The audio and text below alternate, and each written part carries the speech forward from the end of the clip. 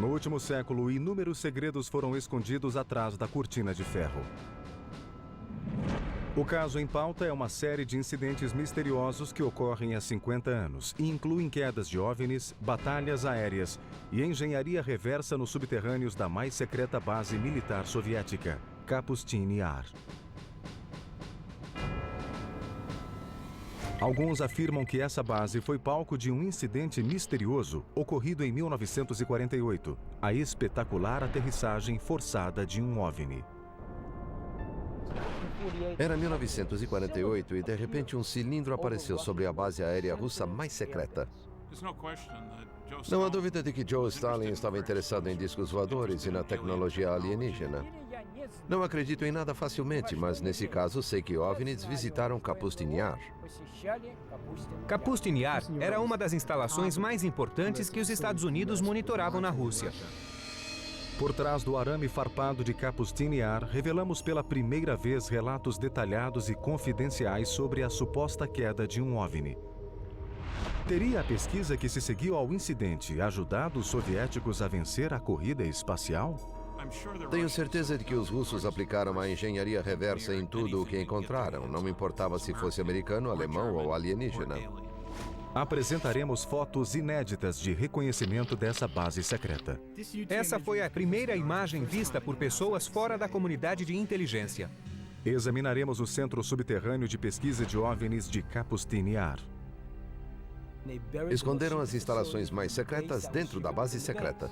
O incidente ocorrido em Kapustin Yar em 1948 permanece um enigma soviético. Um evento crucial que os pesquisadores de OVNIs ainda chamam de Roswell russo.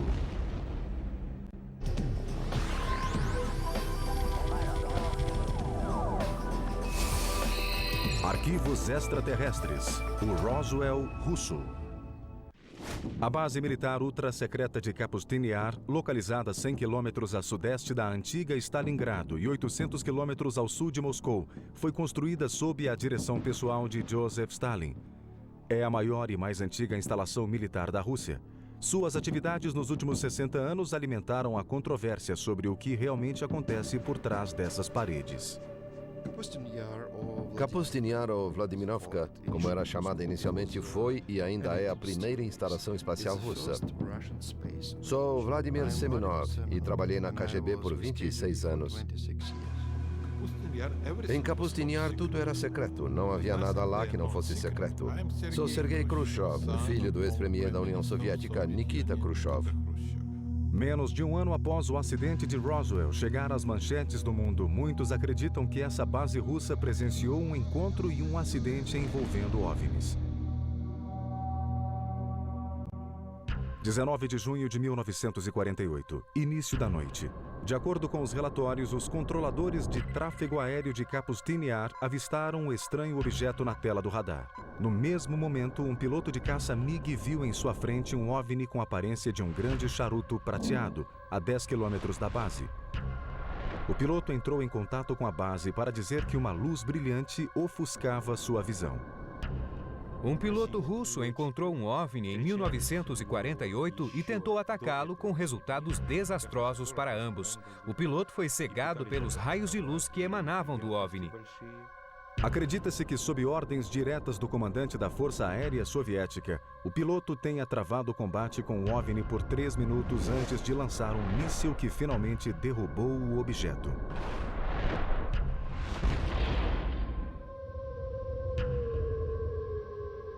Mas, diferentemente de Roswell, esse incidente não chegou aos jornais.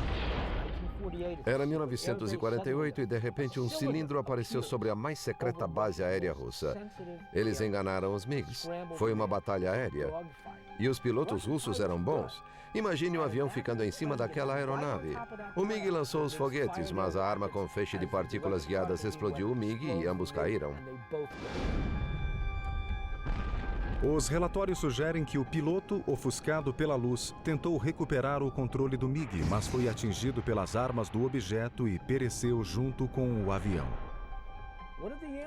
O que os alienígenas usaram? O que dispararam?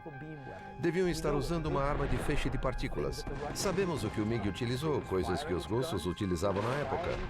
O MiG disparou suas armas, lançou seus foguetes e utilizou sua última versão de míssil. De alguma forma, o MiG conseguiu romper o invólucro antigravidade que cercava a aeronave. O objeto com forma de charuto não pôde mais voar e caiu.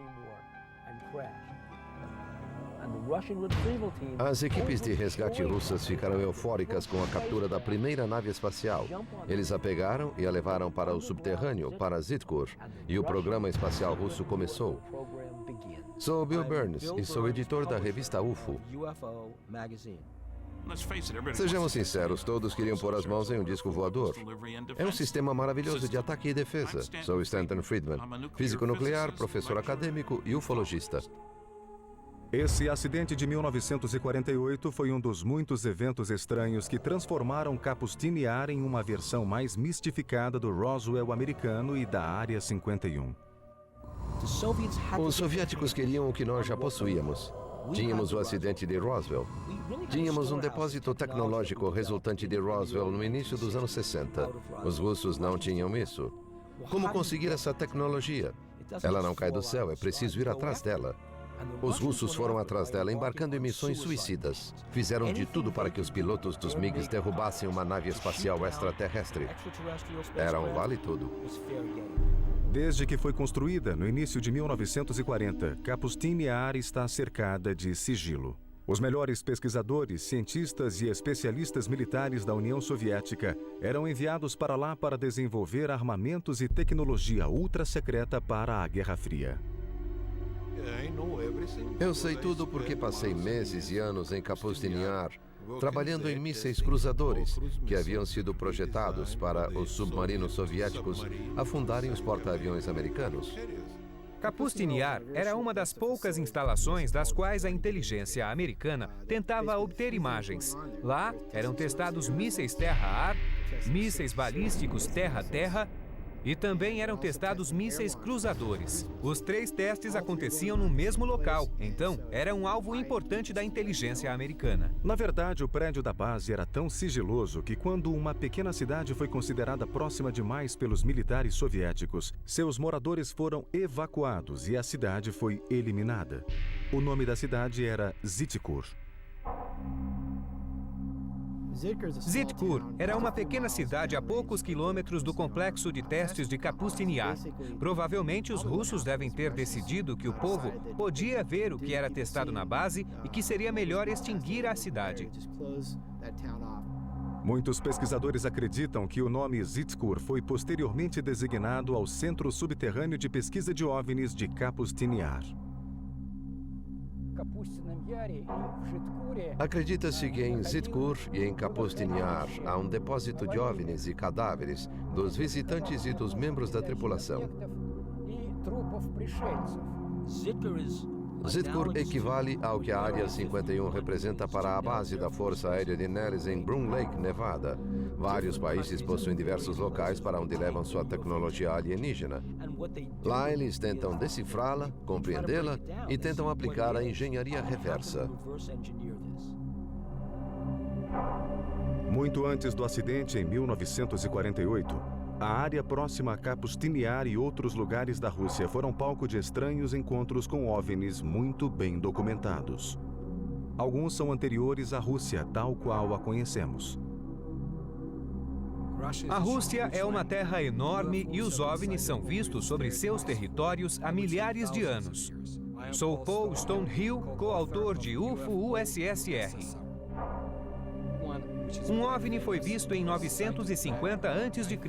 por um viajante estrangeiro chamado Ibn Fetlan. Ele e seus companheiros viram objetos estranhos nos céus que os assustaram terrivelmente. Mas os moradores riram deles e disseram que viam com frequência batalhas aéreas, seres lutando entre si, aeronaves estranhas, coisas parecidas com uma cena de Guerra nas Estrelas, de um filme moderno. Eram coisas incríveis. A lenda diz que as batalhas aéreas que se desenrolavam nos céus encorajavam os guerreiros árabes a derrotar os inimigos durante a batalha do dia seguinte. No século XVII, a Rússia vivenciou uma série de aparições de OVNIs. As testemunhas descreveram esses objetos como bolas de fogo com formato de cometa. O incidente mais famoso foi o de Rabozyera, quando um disco bem diferente, enorme, um disco em chamas, apareceu na região dos lagos russos ao norte. Uma testemunha relatou o que havia visto. No dia 15 de agosto de 1663, um grande estrondo soou nos céus e, ao meio-dia, uma enorme bola de fogo caiu sobre Rabozyera.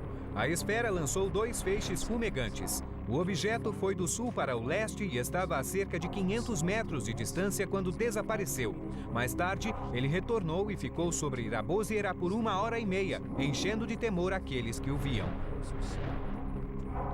Esse relato também conta em detalhes que um pescador foi queimado pelo lago em chamas e que peixes reluzentes pulavam da água para a terra para escapar da ameaçadora bola de fogo. Histórias como a de Rabozyera eram comuns na Rússia pré-revolucionária e também na Europa.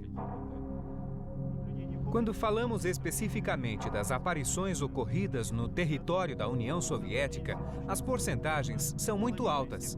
Mais de 50% dos OVNIs avistados foram descritos como tendo a forma de uma esfera em chamas. Outra aparição extraordinária ocorreu em Moscou em 1892. O relato de uma testemunha foi publicado em 17 de março do mesmo ano em uma edição do jornal russo Svet. A coluna de luz foi direcionada para a Terra, criando feixes de luz coniformes da cor do fogo. A claridade era considerável e podia ser comparada à de uma lâmpada elétrica de rua. O ponto de onde os raios eram lançados não se moveu em nenhum momento e os raios ficaram visíveis por 20 a 25 minutos. Enormes bolas de fogo foram vistas nos céus da Rússia por séculos. Mas não houve nada maior nem mais devastador do que o evento que destruiu a floresta de Tunguska em 1908. É claro que surgiu uma teoria de que não era um cometa, não era um meteorito, que era na realidade uma nave espacial. O mistério do meteoro. Cientistas russos investigam cratera. Cientistas comunistas examinam a vasta cratera siberiana. Uma nuvem de poeira cósmica atravessou o sistema solar e atingiu a Terra. Uma chuva de meteoros assolou a atmosfera terrestre. Tudo isso faz parte da história do meteoro que caiu na noite de 1908 na Sibéria com a força de uma bomba atômica. 30 de junho de 1908, 7 horas da manhã.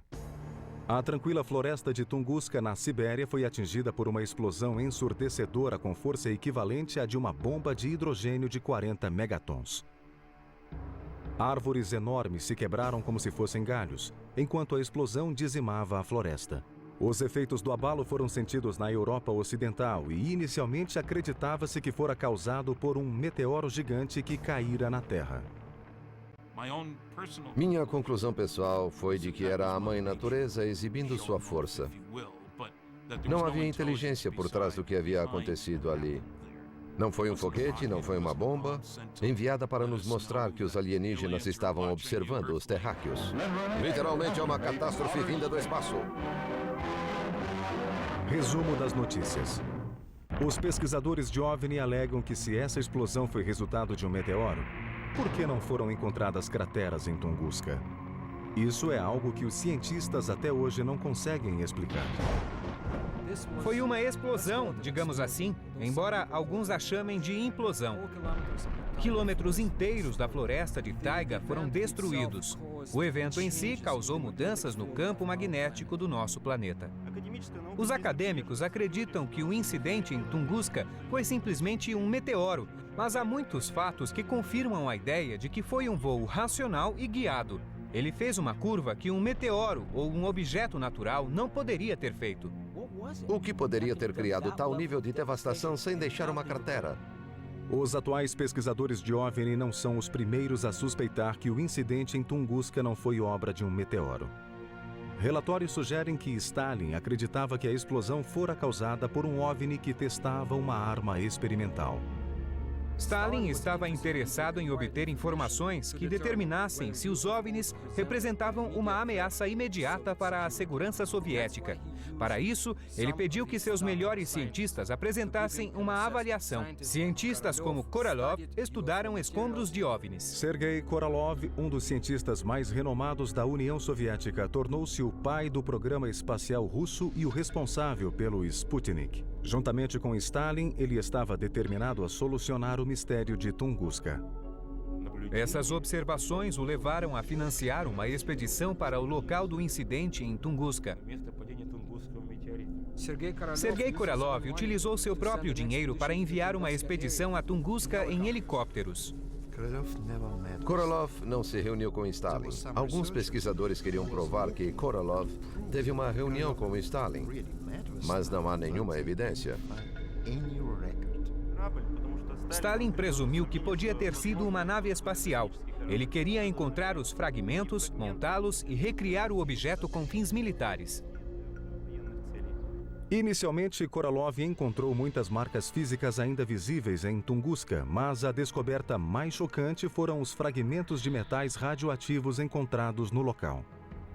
Não eram destroços característicos de asteroides ou meteoros. Seguindo a rota de voo do objeto de Tunguska, depois do local da queda, há uma área que os ufologistas russos chamam de cemitério do demônio, uma área em que nenhuma planta ou animal sobrevive. Lá também existem níveis de radioatividade acima do normal. Tudo isso é resultado de um provável fragmento de metal radioativo desprendido na queda.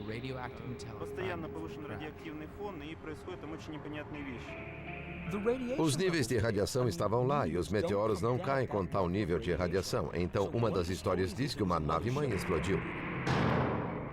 Acredita-se que Korolev confessou a Stalin que o incidente em Tunguska fora de fato causado por um OVNI e que fragmentos dele ainda estariam espalhados pela área. No entanto, no relatório oficial ultra-secreto, Korolev teria contado uma história bem diferente. A declaração oficial foi de que Tunguska fora resultado de um meteoro gigante. A ideia era que se a informação estivesse de acordo com a burocracia, tudo bem, senão ela era negada. Para onde foram levados os fragmentos radioativos de Tunguska? Alguns acreditam que as provas foram levadas à base subterrânea de Kapustin Yar, Zhitkur.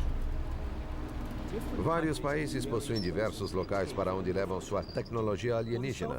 Os soviéticos a depositavam em Zhitkur, que era o local onde poderiam estudá-la, tentar entender sua tecnologia e descobrir como utilizá-la. E é claro que a segurança nessas bases tinha ordens para matar invasores. Será que os cientistas que trabalhavam no laboratório subterrâneo de Zhitkur utilizavam os destroços do OVNI para aperfeiçoar o programa espacial e de mísseis antiaéreos? Eles tinham alguns homens que comandavam o projeto e impulsionaram o programa espacial. Sir Fred Kulik, da Caltech, o chefe do programa espacial, tinha ligação direta com Stalin e depois com Khrushchev. Há relatos de que, já na Segunda Guerra Mundial, os militares soviéticos ordenavam que os pilotos de MiG derrubassem OVNIs para que pudessem vencer os americanos na busca por tecnologia alienígena. Logo depois, ocorreu o incidente do Roswell russo, em 1948. Isso nos mostra dois interesses em relação aos OVNIs. Primeiro, queriam a nova tecnologia para superar a tecnologia de voo inimiga. E segundo, precisavam se precaver contra as armas utilizadas pelos OVNIs. De qualquer forma, era preciso abater as naves.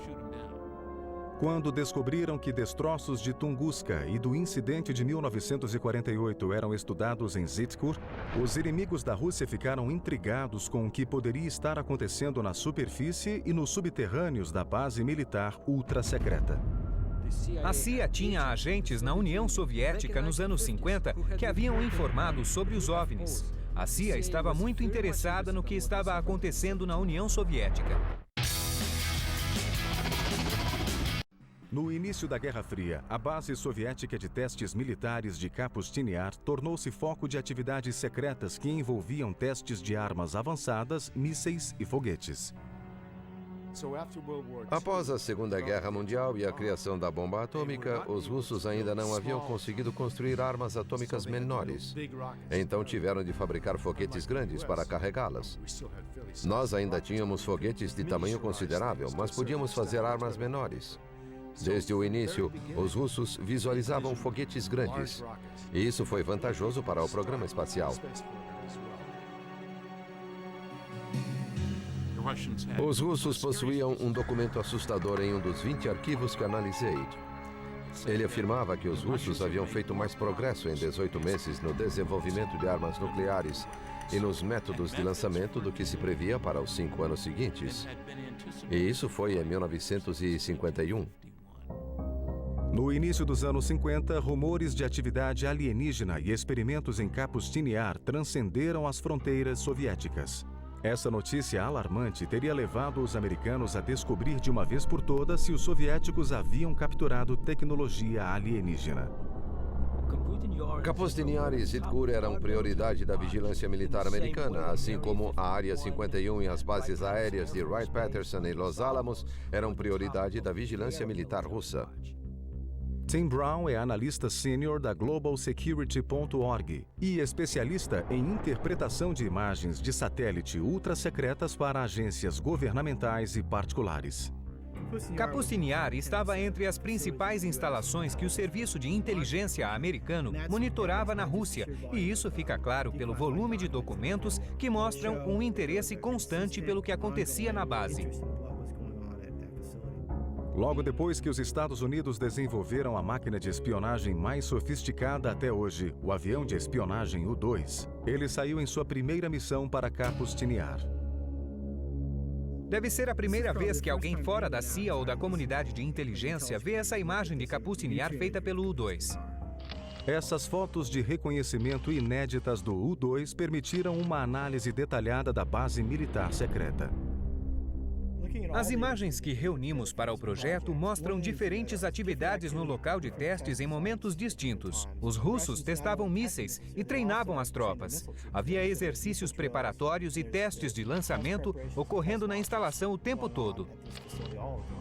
Um relatório conjunto do Exército, da Marinha e da CIA, datado de 1º de dezembro de 1960, descreve Kapustin-Yar como um complexo militar de testes de 3.600 km² de enorme interesse para a comunidade de inteligência. Na época, havia ao menos 4 complexos de lançamento balístico, 14 plataformas de lançamento, uma unidade de rastreamento por radar, 3 pistas de decolagem de 1.000 metros e numerosas áreas não identificadas. Mas o que as fotos de reconhecimento do U-2 não revelaram pode ser visto pela primeira vez nessa exclusiva incursão subterrânea pelo provável centro de todas as atividades alienígenas da União Soviética, Zitkur. Utilizando relatórios e desenhos do especialista em OVNI russo Anton Enfalov, essa reconstituição, vista pela primeira vez no Ocidente, pode ser o primeiro vislumbre dessa instalação secreta escondida a 400 metros abaixo de Kapustin-Yar.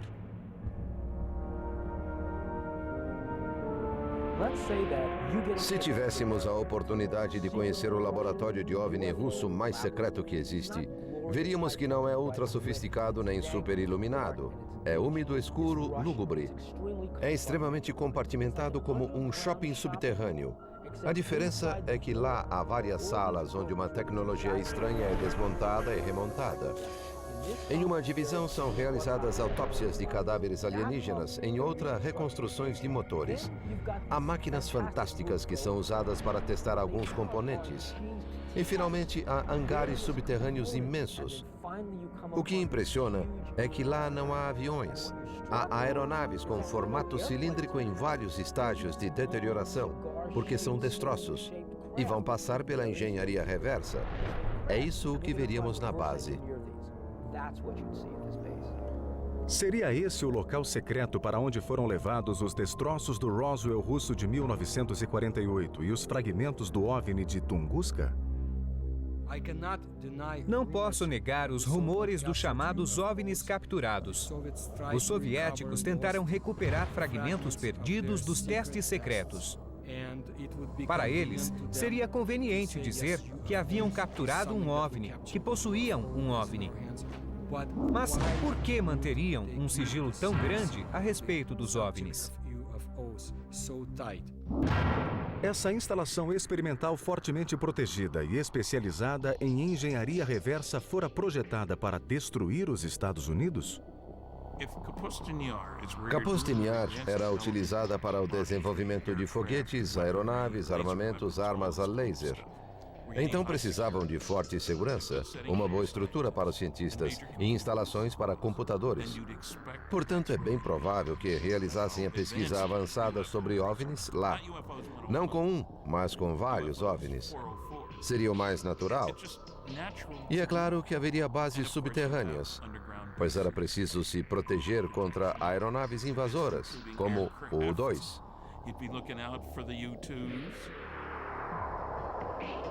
Outro aspecto misterioso de Kapustin-Yar são os estranhos padrões no chão. Stalin e Korolev teriam posicionado esses padrões estrategicamente para atrair OVNIs para a base? Alguns pesquisadores acreditam que os russos teriam emprestado essa ideia de antigas civilizações, cujas pirâmides construídas em formatos e padrões geométricos atrairiam habitantes de outros mundos. Observando Kapustin-Yar dos céus, podemos ver diversas instalações, marcas e padrões que, para o olho inexperiente, parecem de outro planeta e não da Terra. Mas eles lembram algo que poderíamos ver na América do Sul, na cultura maia ou talvez nos círculos das colheitas. Entre os relatos de quedas de OVNI e a pesquisa ultra-secreta, como os soviéticos exibiam seus avanços em Kapustin-Yar? Essa é uma data para os jovens russos se lembrarem. 4 de outubro de 1957, quando foi lançado o primeiro satélite terrestre, o Sputnik. Em 4 de outubro de 1957, o programa espacial soviético lançou em órbita o primeiro satélite artificial do mundo. Na história da Terra, nenhum outro evento captou a imaginação de tantas pessoas como esse primeiro passo em direção ao espaço. 4 anos mais tarde, os russos venceram os americanos mais uma vez ao levar Yuri Gagarin ao espaço no primeiro voo tripulado a orbitar a Terra. 2 façanhas que colocaram a União Soviética bem à frente na competitiva corrida espacial. Fomos os primeiros nesse e em todos os passos seguintes no espaço. Eu diria que ficamos à frente dos americanos por quase 10 anos. Os soviéticos ultrapassaram os americanos. Primeiro homem no espaço, primeira mulher no espaço, primeiro passo, primeiro encontro no espaço, primeiro acoplamento no espaço. E assim por diante até 1981, quando o ônibus espacial foi lançado. Tenho certeza de que os russos aplicaram a engenharia reversa em todo objeto que conseguiram capturar, quer fosse americano, alemão ou alienígena.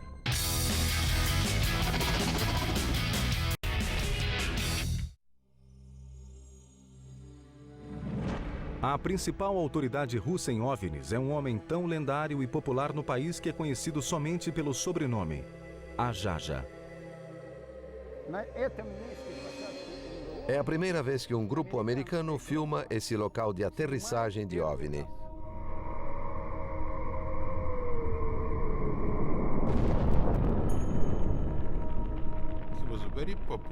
Ele era muito popular no auge da atividade de OVNIs na União Soviética. No final dos anos 1960 e 70 não era permitido, mas também não era proibido falar sobre isso. Ajaja convidou o nosso programa para conhecer o ponto onde um OVNI teria caído, não muito distante do local da queda do Roswell russo de 1948. Eu tenho de ficar ali, naquele local em particular. Usando 2 varas de cobre, Ajaja inicia a expedição testando a energia que o local do acidente ainda emite hoje.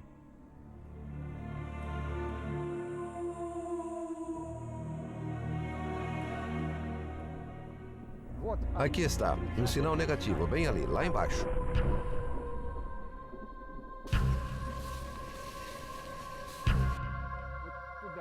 Lá embaixo, por ali.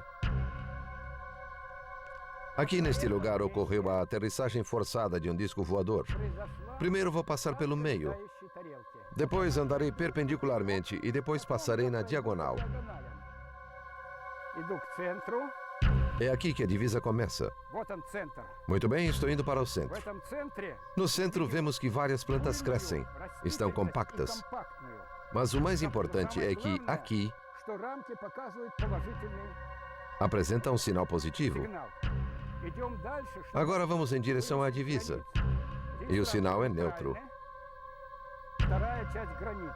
E aqui é outra parte da divisa. Daqui até lá. Agora vou me afastar do centro em direção ao outro lado. A Jaja atravessa o contorno de 30 por 6 metros do OVNI com formato de charuto que teria caído aqui em 1961. De novo, vamos voltar. Aqui apresenta um sinal forte e poderoso. Vê como está se movendo? É fortemente positivo. Vamos voltar. Negativo. Aqui, está vendo? Aqui é a divisa. Existe um ponto ali, outro ponto ali, um terceiro e um quarto pontos.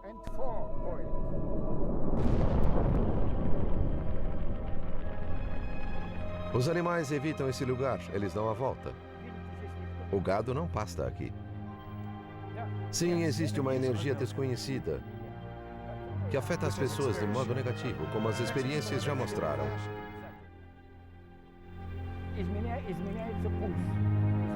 A energia muda a pulsação, muda as batidas do coração. Você fica sem fôlego, começa a suar. Está bem? Não recomendo que fiquem aqui por muito tempo porque já é prejudicial. Venham. Vamos embora. Vamos para um local normal, onde nenhuma força desconhecida vai nos influenciar nem agir sobre nós. O relato de Ajaja sobre a queda desse OVNI foi sustentado por uma moradora da aldeia vizinha de Chodinia, que, como ele, afirma ter visto o acidente da janela de sua casa, a menos de 200 metros de distância do local. Era por volta de 16 ou 17 horas e, de repente, minha mãe gritou: "Veja aquilo! É um tipo de bola, uma esfera, e passou voando. Deve ser um disco voador." E era uma esfera grande, brilhante e vermelha que havia sobrevoado esta região. A esfera foi por ali, passou pelos trilhos de trem e desceu pelo vale do rio Skudnia, lá embaixo, e passou pelo rio. Especialistas como Ajaja acreditam que eventos relacionados a OVNIs, como este incidente e o do Roswell russo de 1948, abriram uma caixa de Pandora sobre Kapustiniar, iniciando uma guerra nos céus da Rússia. Os pilotos recebiam ordens da base para defender o espaço aéreo e derrubar os OVNIs. Em outras ocasiões, os OVNIs executavam ataques aterradores. O que me intriga em relação aos russos são as supostas batalhas aéreas entre OVNIs. Já li vários relatos sobre isso, sobre muitos deles travando batalhas aéreas. Talvez a prova mais convincente dos encontros entre os MiG soviéticos e OVNIs sobre Kapustiniar venha diretamente do piloto de testes mais famoso da União Soviética, Marina Popovich. Heroína nacional, cosmonauta e talvez o Chuck Yeager russo, ela afirma que testemunhou batalhas reais entre pilotos soviéticos e OVNIs. Em 1964, ocorreu um incidente durante uma missão de treinamento da Força Aérea Soviética. Alexander Kapengan era o comandante do esquadrão e instrutor de voo em uma escola. Um dia, ele voava com um cadete quando foram atacados por um OVNI e mergulharam em espiral.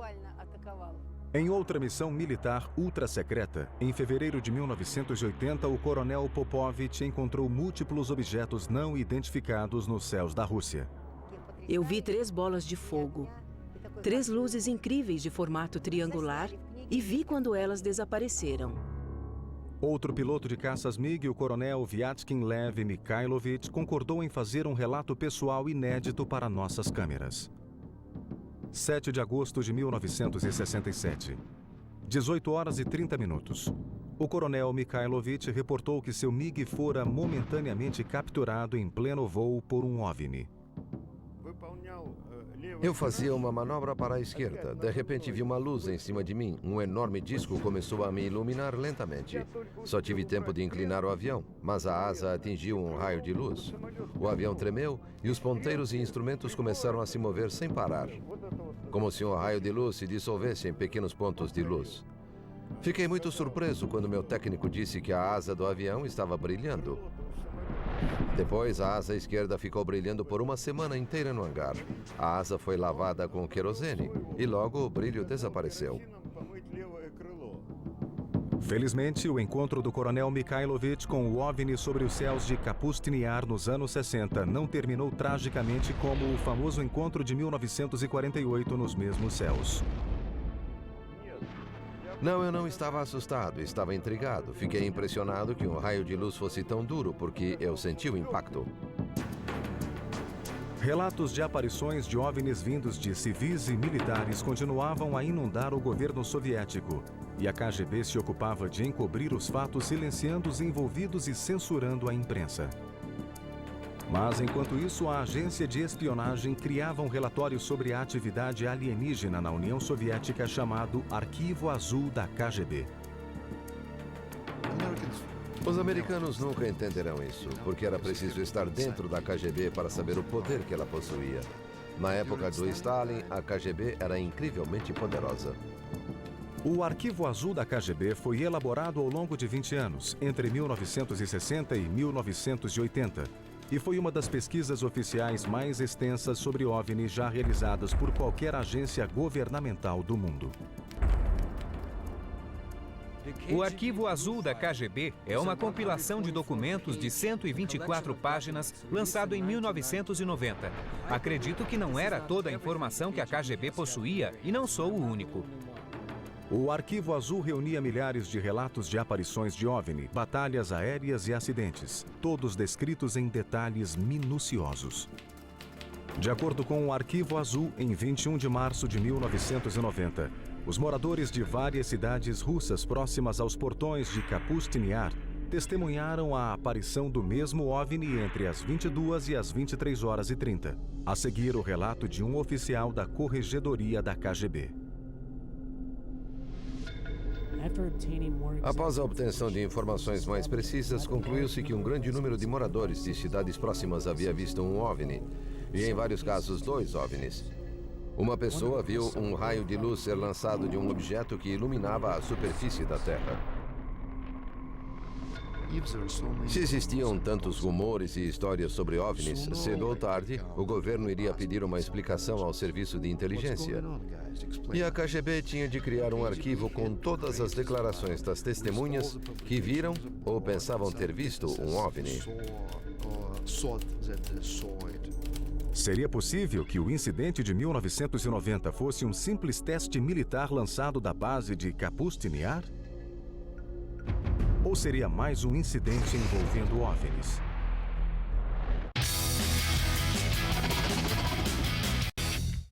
Se a União Soviética não tivesse entrado em colapso no início de 1990, esses aterrorizantes relatos de encontros de primeiro grau em Kapustin Yar e nas redondezas ainda seriam segredos soviéticos.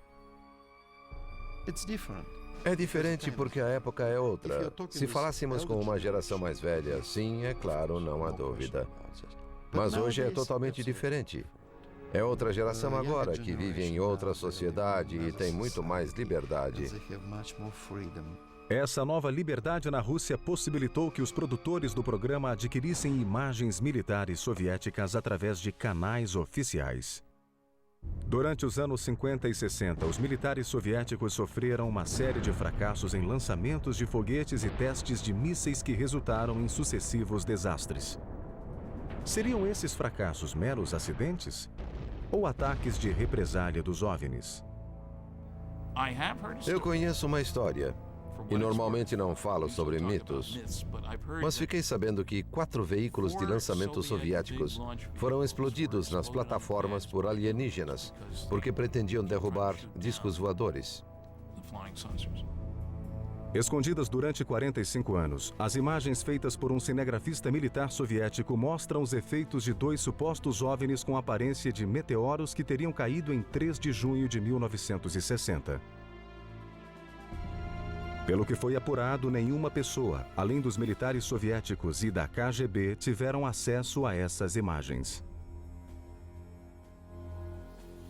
3 bombeiros do Exército Vermelho são vistos afastando-se de uma imensa bola de fogo. De acordo com os relatos, ela continuou a se expandir, provocando explosões na área por mais de 1 hora. Um dos OVNIs com formato de meteoro teria destruído 3 foguetes soviéticos nas plataformas de lançamento, enquanto o outro destruía um depósito de combustível a poucos metros de Zhitkur, o centro subterrâneo de pesquisa de OVNIs. Os escombros dos 2 OVNIs vistos aqui foram rapidamente levados a Zhitkur.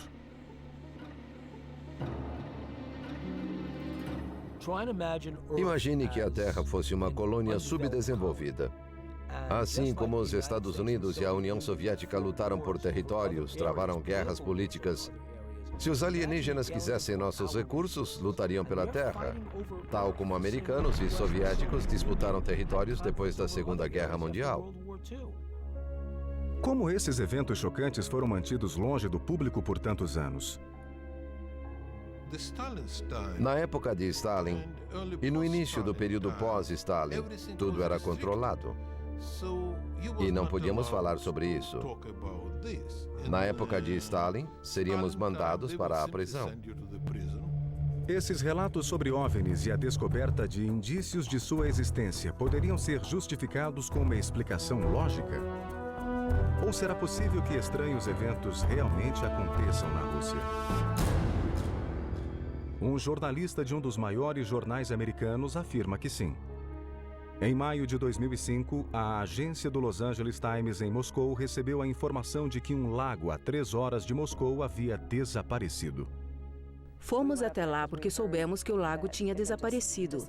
De início, eu não queria me aprofundar, porque um lago não desaparece assim. Kim Murphy visitou o local dias mais tarde e a matéria foi publicada na primeira página do jornal em 27 de maio de 2005. Fomos até lá e encontramos um buraco enorme no chão. A única testemunha que viu o que aconteceu nos disse que havia descido até o lago e que havia um redemoinho, como quando a água desce pelo ralo. O lago girava em um círculo enorme e tumultuoso. Girava e girava e logo desapareceu. De lagos desaparecidos a bolas de fogo nos céus. E ataques de OVNIs com formato cilíndrico, a Rússia continua a ser uma terra de incríveis mistérios. Atividades ultra-secretas continuam a ocorrer até hoje em Kapustin Yar e Zhitkur. A base ainda é um potente para-raios de atividade alienígena. De acordo com o pesquisador, Kapustin Yar foi o local de um acidente de 1989 e, mais recentemente, recebeu os destroços do acidente ocorrido em 1997 na Polônia para serem analisados.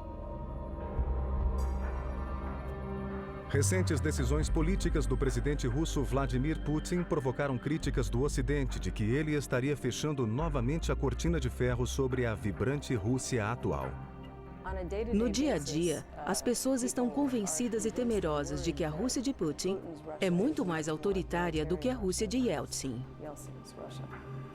Eu sei que informações sobre OVNIs não estão disponíveis na Rússia tão facilmente como estavam antes. Não há possibilidade de controlar segredos em uma sociedade aberta. Putin veio da KGB. Ele sabe que muitas informações e tecnologias valiosas vão para o setor privado. A União Soviética está se fechando em diversas áreas e também em relação aos OVNIs. Talvez demore ainda mais para que a cortina seja erguida e revele os laboratórios subterrâneos secretos dessa legendária Área 51 russa. E nós só começamos a arranhar a superfície dos intrigantes mistérios do Roswell russo. Uma afirmação extraordinária requer uma prova extraordinária. Ver é acreditar.